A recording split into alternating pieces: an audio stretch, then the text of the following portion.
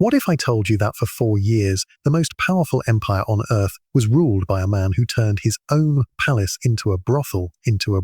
What if I revealed that this same emperor forced Rome's most powerful senators to crawl on their hands and knees, made them watch as he violated their wives, and then demanded they worship him as a living god?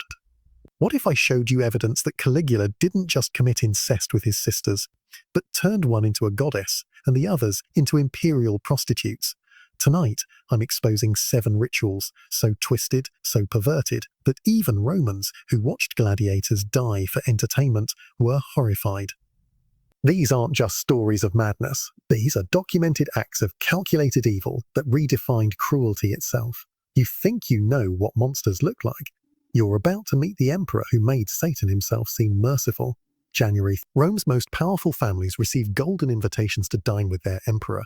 They arrive in silk and jewels, believing they're honored guests. They have no idea they're walking into a trap. Picture this scene. The dining hall glitters with 1,000 torches.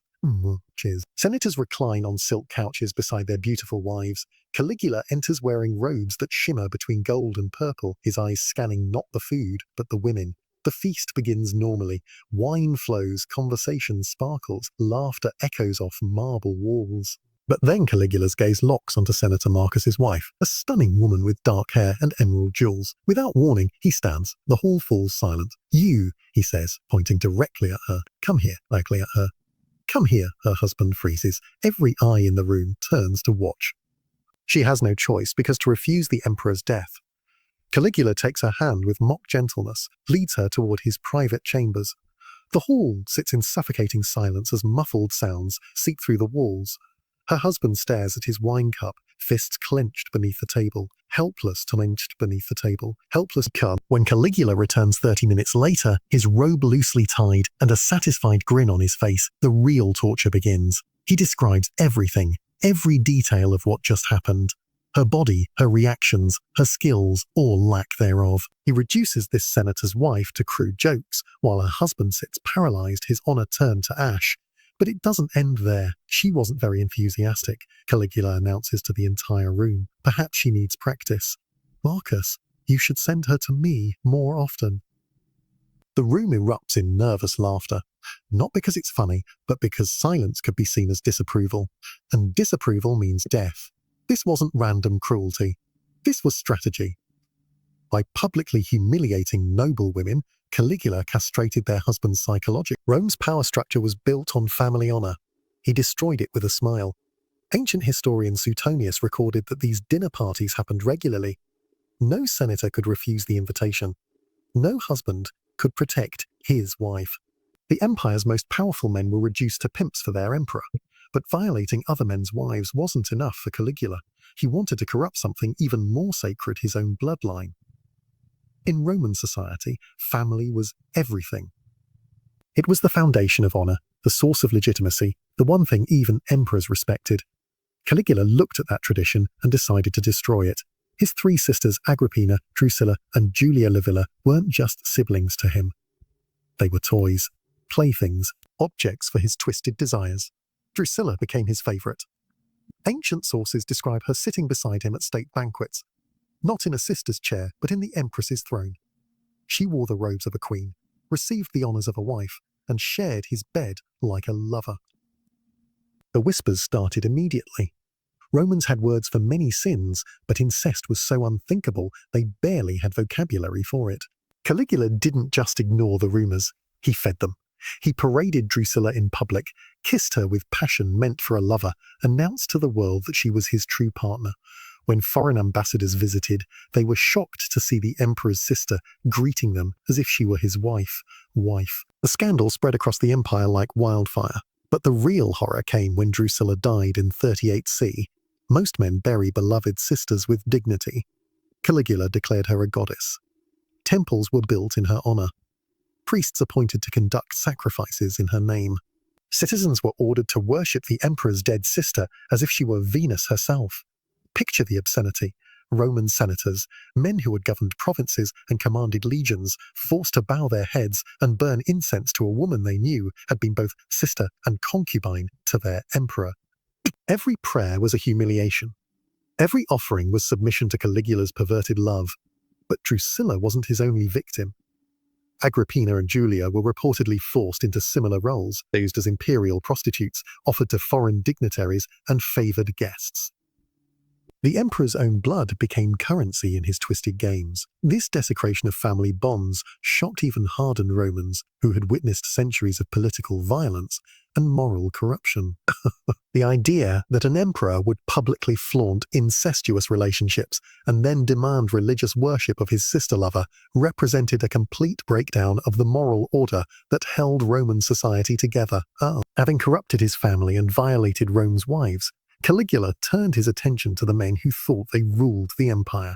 The Roman Senate had advised Caesar, crowned Augustus, and governed the known world for centuries. Under Caligula, they became something else entirely. His personal entertainment.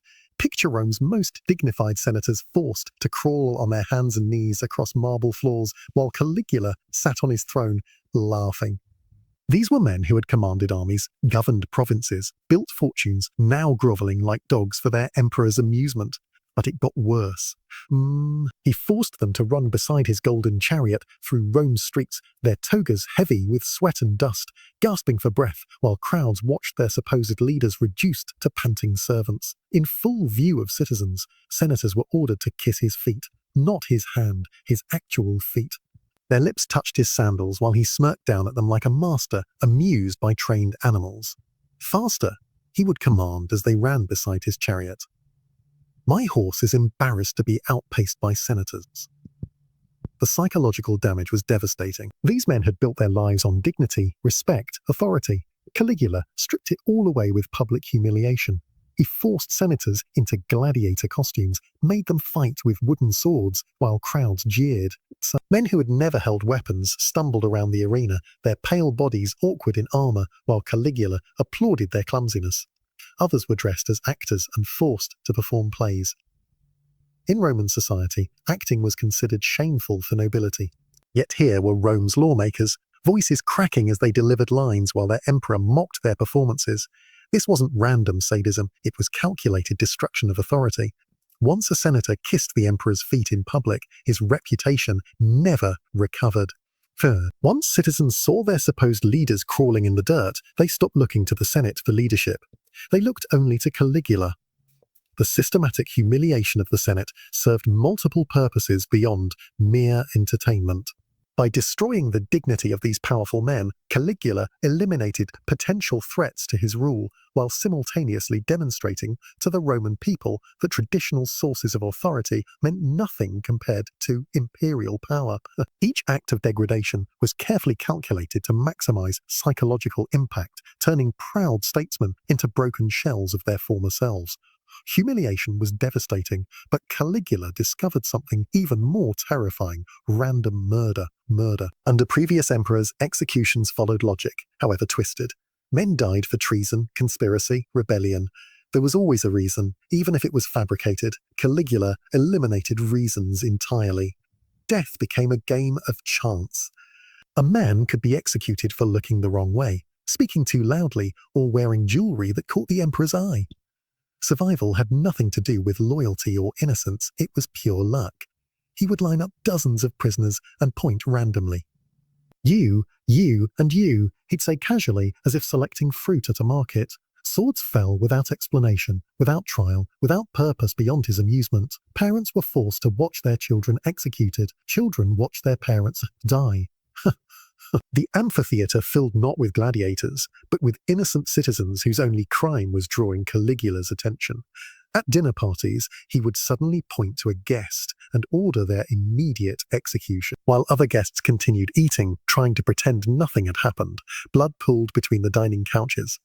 "Pass the wine," he'd say cheerfully, stepping over the corpse. Where were we in our conversation? This wasn't madness, it was terrorism perfected. When death becomes random, fear becomes universal.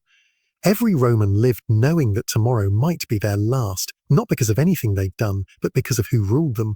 The unpredictability was the point. Citizens couldn't prepare, couldn't protect themselves through loyalty or good behavior. Safety became impossible when survival depended entirely on the emperor's whim. Suetonius records instances where Caligula would interrupt theatrical performances to order executions, turning entertainment into horror shows where the audience never knew if they would leave alive. The randomness of violence created a climate of perpetual terror that paralyzed resistance and made everyone complicit in maintaining the system that oppressed them. People stopped gathering in groups, avoided public spaces, and lived in constant fear of accidentally attracting imperial attention. The social fabric of Rome began to unravel as trust disappeared and paranoia became the only rational response to daily life. But Caligula's appetite for degradation had no limits. Having broken the Senate and randomized death, he decided to corrupt the very seat of imperial power. The Palace of the Caesars, symbol of Roman majesty, home of emperors, sacred center of the civilized world, became a whorehouse. Not metaphorically. Literally. Caligula ordered sections of the palace converted into brothel chambers. But these weren't staffed with common prostitutes. The workers were Rome's noble women, senators' wives, daughters of patrician families, women whose names had once been spoken with respect. Citizens were invited inside to witness the spectacle. Imagine entering the heart of the Roman Empire and finding its most distinguished ladies displayed like merchandise, forced to service anyone who paid the price. Their husbands stood helpless. To protest meant death. To accept meant watching their family honor dissolve in the emperor's twisted marketplace. But Caligula wasn't finished. He also forced noble men into these roles, senators' sons, military officers, anyone whose degradation would provide maximum humiliation. The message was clear. No rank, no family name, no ancient lineage stood higher than the emperor's whim. Visitors gawked at Rome's supposed elite reduced to the lowest profession. The whispers spread throughout the empire. Have you heard what happens in Caesar's palace? Rome itself became synonymous with shame. The transformation of the imperial palace into a brothel represented more than personal depravity. It was a deliberate assault on every symbol and institution that Romans held sacred. By forcing the nobility to work as prostitutes in the very halls where emperors had once conducted affairs of state, Caligula demonstrated that nothing was beyond his power to corrupt and defile.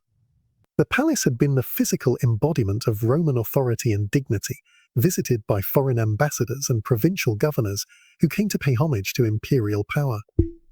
Now it became a place of such notorious shame that Rome's reputation suffered throughout the known world. Allied kingdoms and client states began to question whether they wanted to maintain relationships with an empire whose capital had become a byword for moral corruption and political chaos. Even this wasn't enough. Caligula had broken bodies, corrupted families, and destroyed dignity. Now he wanted something more, their souls. He declared himself not just emperor, but a living god. Where Julius Caesar was deified after death, Caligula demanded worship while alive. Temples were built in his honor, priests appointed to his service, sacrifices made in his name. But his blasphemy went further.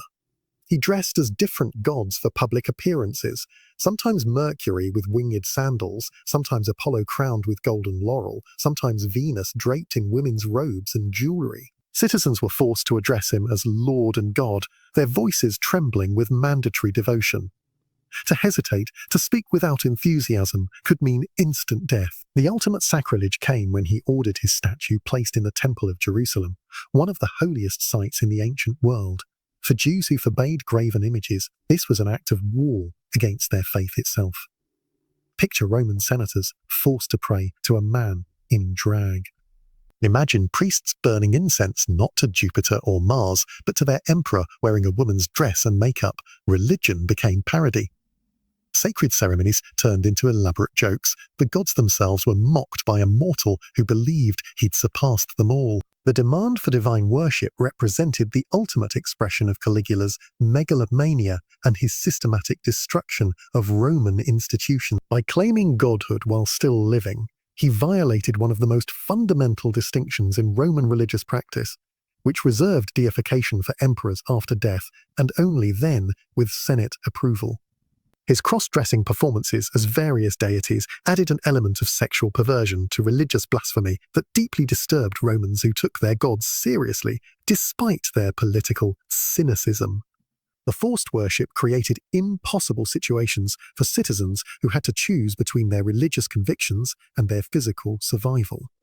Traditional priests found themselves conducting ceremonies that mocked everything they believed in, while ordinary Romans had to participate in rituals they knew were sacrilegious. The psychological impact was devastating as people lost faith not only in their emperor, but in the entire system of government and religion that had sustained Roman civilization for centuries.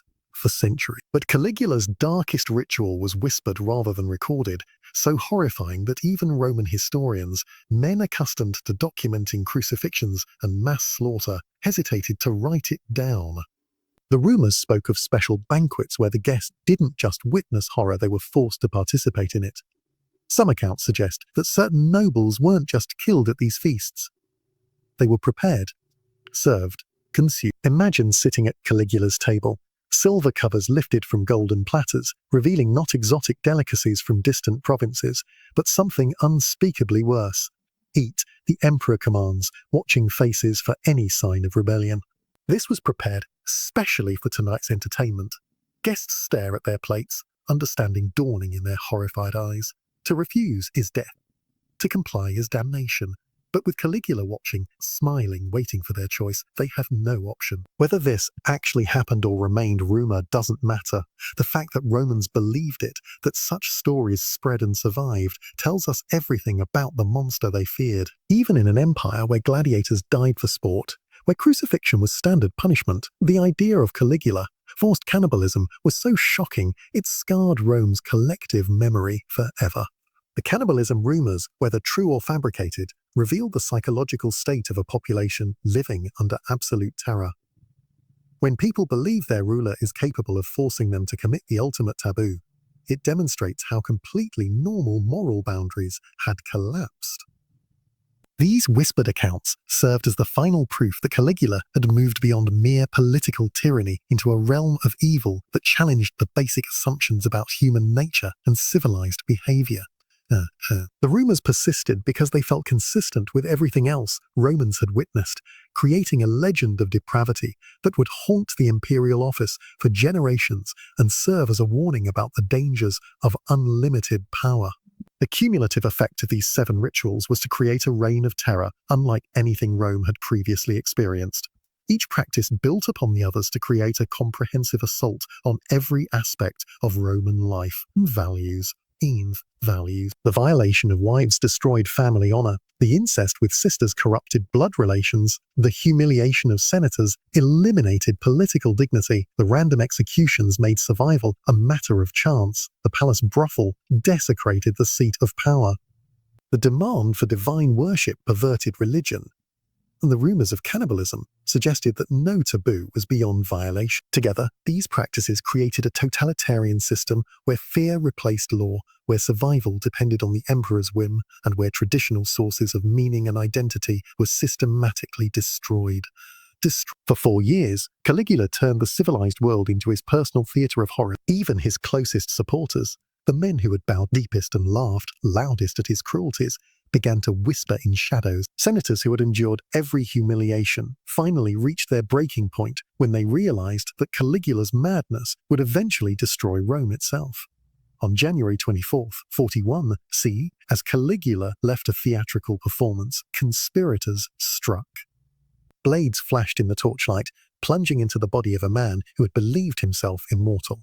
The emperor who had orchestrated others' agony now gasped his own last breaths. He who had watched families destroyed now writhed alone on cold marble. When the final blow fell, Caligula lay dead, not a god, not eternal, just another corpse cooling on the palace floor. His reign had lasted barely 4 years. But in that short span, he had redefined the very concept of evil, proving that unchecked power doesn't just corrupt, it perverts everything it touches. The 7 rituals of Caligula weren't just acts of madness. They were a systematic destruction of everything that makes us human. The most terrifying truth of all, he enjoyed every moment of it. Even 2,000 years later, his name remains a warning. This is what happens when monsters wear crowns. The legacy of his perverted rituals lived on in Roman memory, serving as a cautionary tale about the dangers of absolute power and the fragility of civilized society when confronted with systematic evil. His brief but horrific reign demonstrated how quickly centuries of tradition and moral order could be destroyed by a single individual with unlimited authority and no constraints on his darkest impulses.